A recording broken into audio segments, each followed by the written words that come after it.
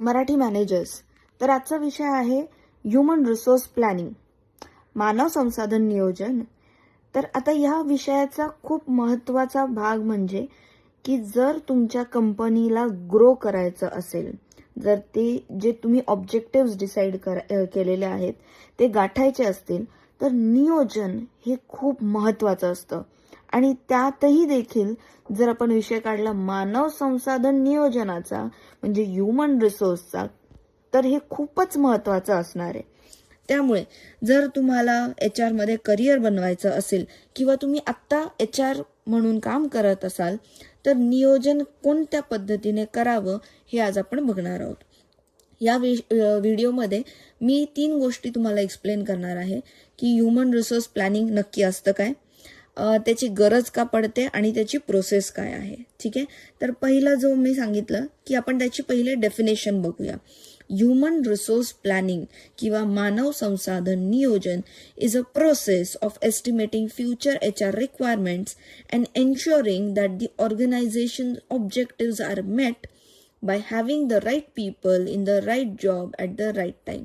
आता एकदम सोप्या भाषेत सांगते की भविष्यामध्ये आपल्याला काय गरज पडणार आहे ॲज अ HR, मला कोणत्या कोणत्या गरजा येणार आहेत भविष्यामध्ये, जेणेकरून त्या जर गरजा पूर्ण झाल्या तर माझ्या ऑर्गनायझेशनचे जे काय गोल्स असतील ते पूर्ण होतील.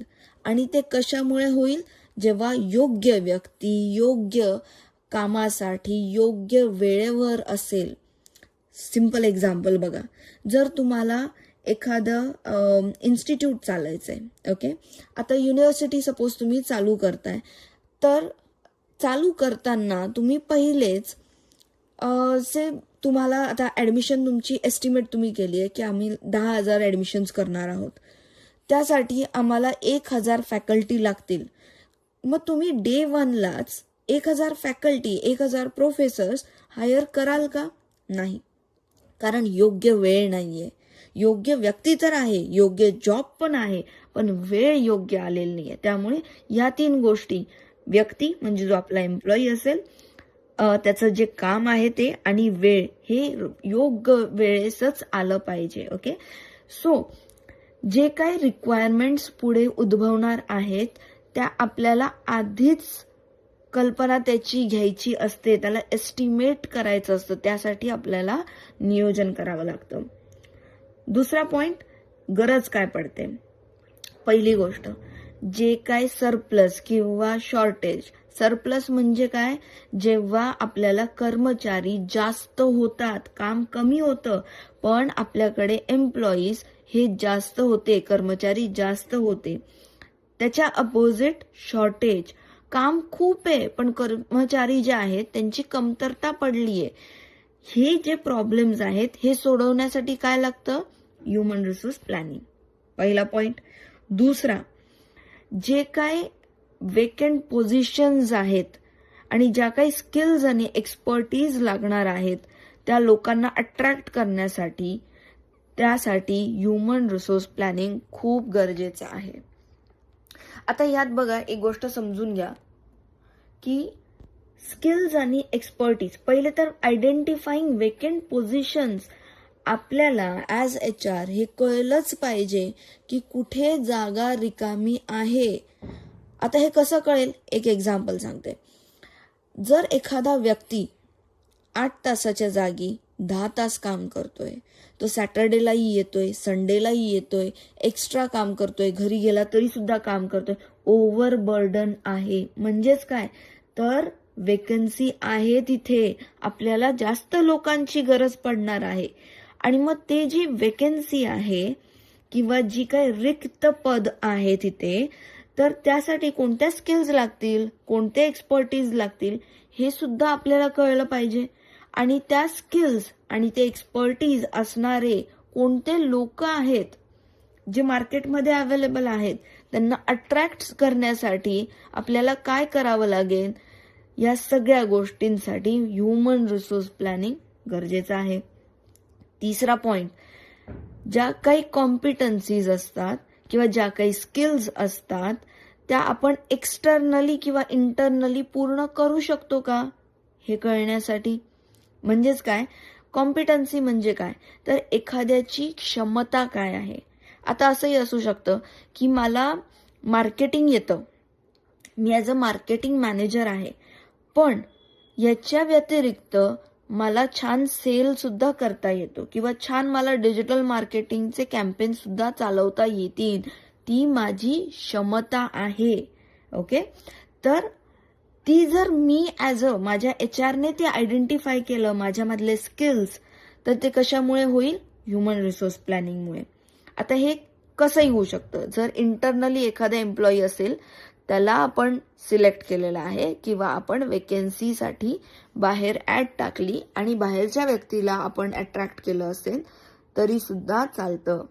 4th पॉइंट, जे काही स्किल्ड एम्प्लॉईज आहेत, helps to obtain the skilled employees in an organisation.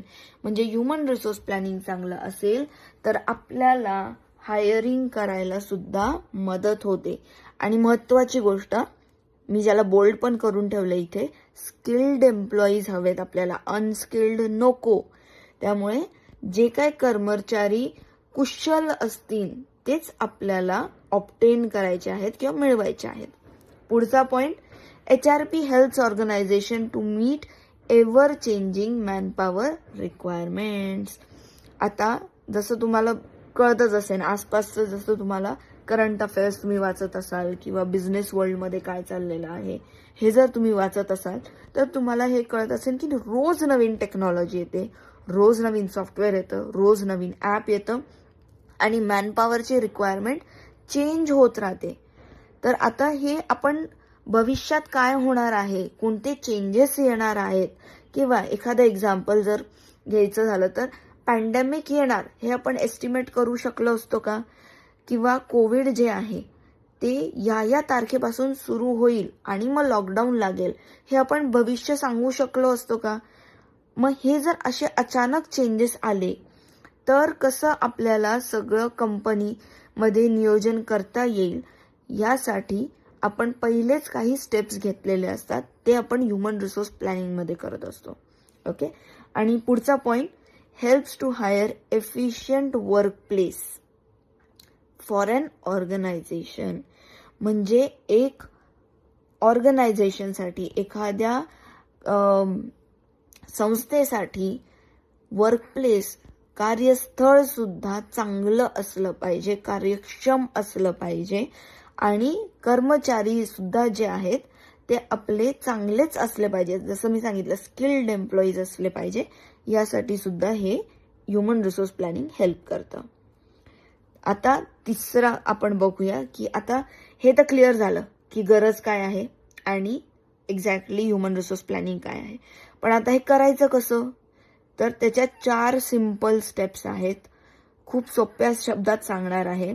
पहिलं म्हणजे आपल्या कंपनीचे किंवा आपल्या व्यवसायाचे काय एक्झॅक्टली ध्येय आहे, बिझनेस गोल एक्झॅक्टली काय आहे, आपल्याला कुठे पोहोचवायची आहे कंपनी, आपल्याला काय टार्गेट अचीव करायचं आहे, त्यासाठी काय काय ॲक्टिव्हिटीज लागतील आपल्याला, किंवा आपल्याला काय जॉब ॲनालिसिस करावं लागेल. पहिला स्टेप. ओके, तर कधीही आपण कोणतंही काम करताना हे नेहमी लक्षात ठेवा की आपल्याला नक्की कुठे पोहोचायचंय, आपला गोल काय आहे, हा नेहमी स्टेप नंबर 1 असतोच. ओके, तर मग ॲज अ HR आपल्याला काय करायचंय, तर पहिले लिस्ट बनवायची आहे.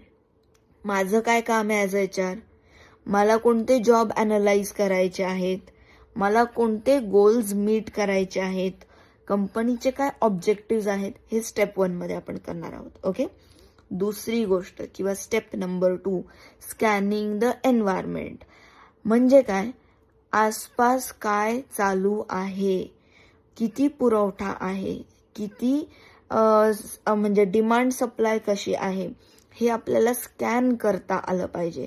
आता हे कुठे स्कॅन करणार, तर आपल्या कंपनीमध्ये काय सिच्युएशन आहे आणि बाहेरच्या आपल्या कॉम्पिटिटर्सची काय सिच्युएशन आहे, हे जेव्हा आपण स्कॅन करतो तेव्हा आपल्याला अंदाज येतो की एक्झॅक्टली आपण कोणत्या सिच्युएशनमध्ये आहोत. आता स्कॅनिंग द एन्व्हायरमेंटमध्ये 2 गोष्टी लक्षात ठेवायच्या आहे. इंटरनल आणि एक्सटर्नल स्कॅनिंग करायचंय. माझ्या कंपनीचं काय आत्ता सिच्युएशन आहे आणि माझ्या कॉम्पिटिटर्सची काय सिच्युएशन आहे. ठीक आहे, हे केल्यावर काय कळेल की आपल्याला कुठे पोहोचायचंय, आपल्याला ऑब्जेक्टिव्ह जे मीट करायचे त्याच्यामध्ये आणि सध्याच्या स्थितीमध्ये किती गॅप आहे. दुसरी गोष्ट जी करायची आहे ती म्हणजे इंटरनल आणि एक्सटर्नल सप्लाय. आता तुम्ही म्हणाल सप्लाय कसला सप्लाय, तर ह्युमन रिसोर्सचा. किती एम्प्लॉईज त्या गोल्सला मीट करण्यासाठी किती एम्प्लॉईज माझ्याकडे आत्ता अवेलेबल आहेत आणि किती एम्प्लॉईज मला बाहेरनं अजून मिळू शकतील याचा आपल्याला एक स्कॅनिंग करायचं आहे. ठीक आहे, आता नेक्स्ट पॉइंट काय आहे, balancing the manpower demand and supply. म्हणजे जे काय आपण स्कॅनिंग केलंय मागच्या स्टेपमध्ये त्यात आपल्याला कळलं ना की एक्झॅक्टली सिच्युएशन काय आहे आपली. तर मग जो सप्लाय येणार आहे आणि डिमांड काय आहे हे जेव्हा आपल्याला कळेल त्याचा समतोल आपल्याला राखला पाहिजे. कारण की जसं मी आधी सांगितलं की असं नको व्हायला काम खूप आहे लोक कमी आहेत, किंवा लोक खूप आहेत आणि काम कमी आहे. म्हणजे डिमांड अँड सप्लाय किंवा शॉर्टेज आणि सरप्लस हे सगळं आपल्याला मॅनेज करता आलं पाहिजे. ठीक आहे, आणि last point, implementing and monitoring the HR plan.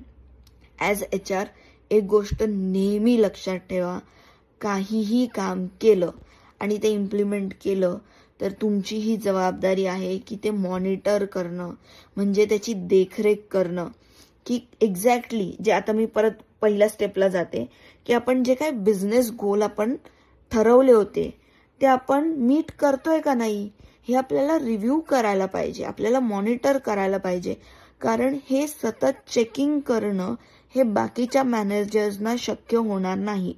त्यामुळे ॲज अ HR तुमच्यावर खूप मोठी जबाबदारी असणार आहे की तुम्ही जे काय प्लॅन्स इम्प्लिमेंट केले ते व्यवस्थित चाललेले आहेत का नाही याची तुम्ही किती देखरेख करताय. ठीक आहे, आता ह्युमन रिसोर्स प्लॅनिंग किंवा मानव संसाधन नियोजन हे तुम्हाला टॉपिक क्लिअर झाला असेल तर असेच सगळे टॉपिक्स ह्युमन रिसोर्स रिलेटेड शिकण्यासाठी तेही सोप्या अगदी शब्दांमध्ये आणि आपल्या मराठी भाषेमध्ये फॉलो करत राहा मराठी मॅनेजर्सना. Thank you so much, bye.